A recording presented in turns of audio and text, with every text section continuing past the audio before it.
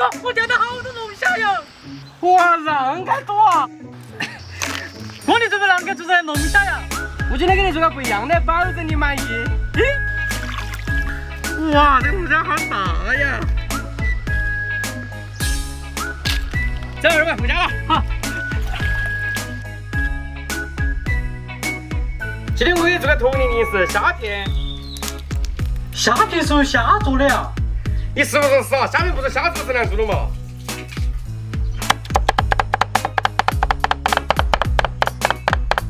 加入面粉，给它和成团。下锅煮一下。